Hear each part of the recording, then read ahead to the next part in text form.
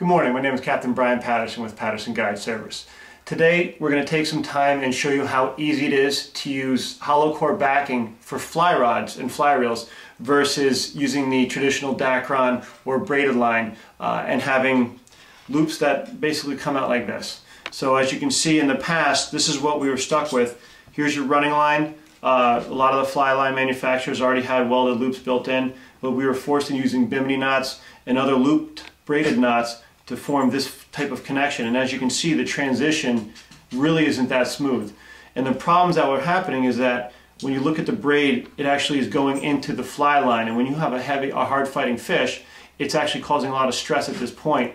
And when that fish is running in and out of the guides, you have this that can possibly lead to fish breaking off because of how much it's pulling through the guides.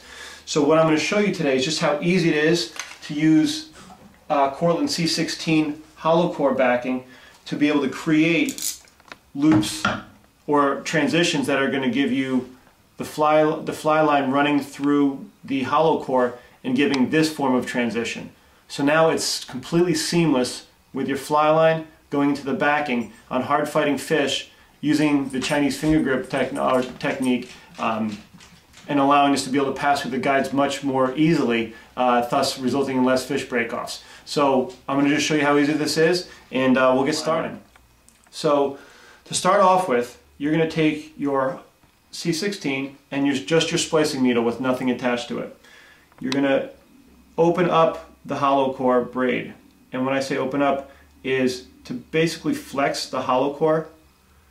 And getting started here.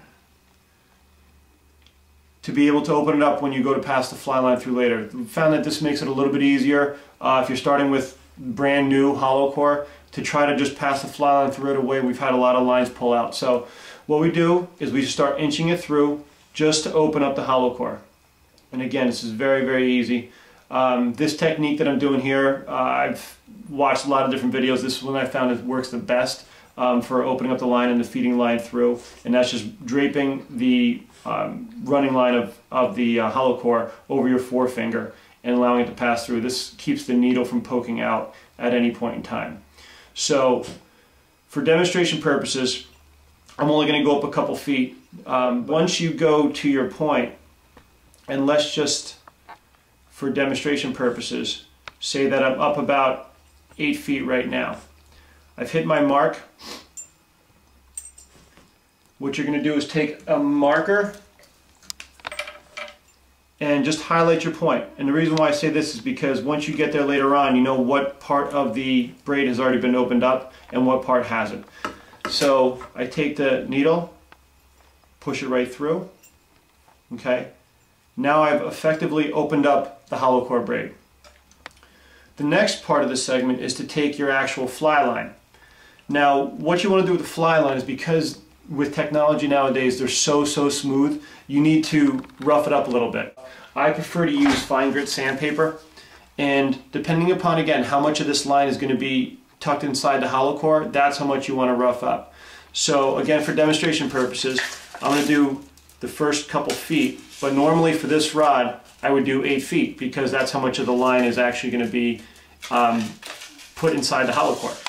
Now, when you rough it up, you do not need to put a lot of pressure. You just need to do enough where you're going to have a slightly rough surface on the fly line. Because once this is inside the hollow core, this is what's going to help grip the fly line to the inner surface of the C16 Hollow Core braid. Once we've done that, we take the first 3 inches of the fly line and we cause little crimps. And what I do is I do about 3, and I do them in opposite directions about every inch.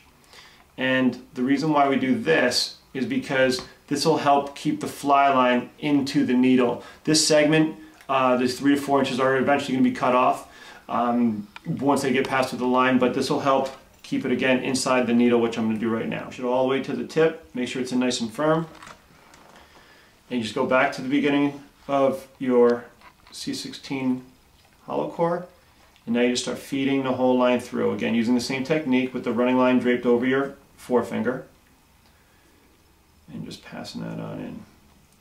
Now once that C16 comes over the fly line, just make sure that gets real gently pulled over. You don't want to let it get bunched up. what I recommend doing is, as I'm pulling through on the tip of the needle, I slide down, I have more pressure towards the base of the needle, and I just gently slide the rest of it down the line. And because we opened it up earlier, this is very, very easy to get through the line. Now, we're up on our mark that we made earlier. Now, again, this is just for demonstration purposes. Normally this would be about 8 feet up on the line. And we pull it through. All right, now we see the fly line come out. I pinch that, the fly line and the braid with my forefinger and thumb, and slide the rest of the line down through the end of the line.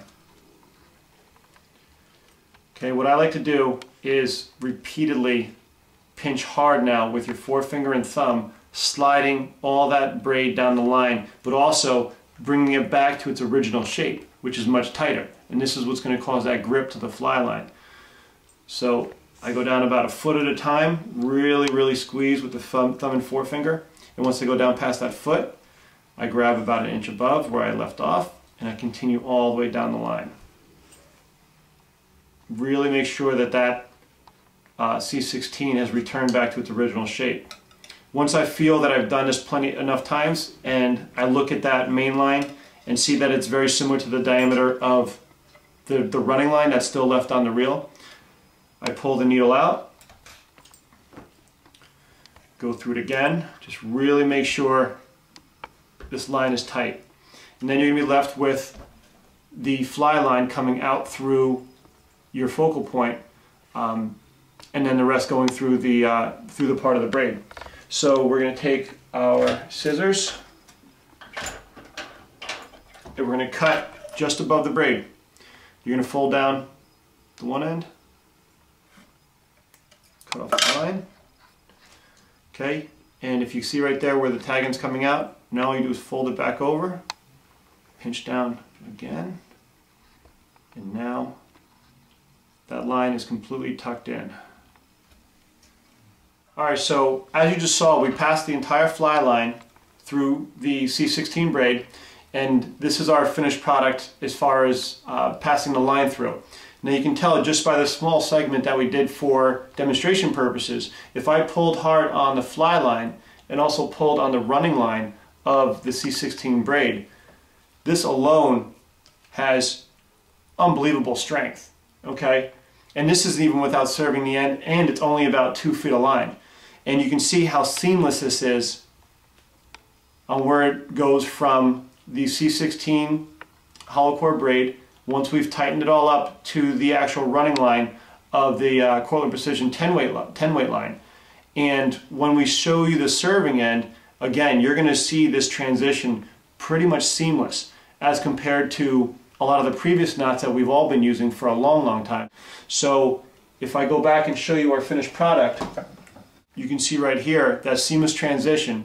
And what I decided to use on this particular line was the Cortland Mastery Series braid in a 15-pound test braid with just using hitch knots to close it off at the end. And this line the line actually goes approximately 10 feet into the reel. And again, you see the seamless transition towards the line. And this is something that we found has made a big difference as these hard fighting fish are taking drag in and out of your rod tips to alleviate that potential disaster of it getting wrapped around. So this has brought us a lot of success on the water with our fly reels and fly rods on anything going from your albacore and bonito all the way up to your bluefin tuna.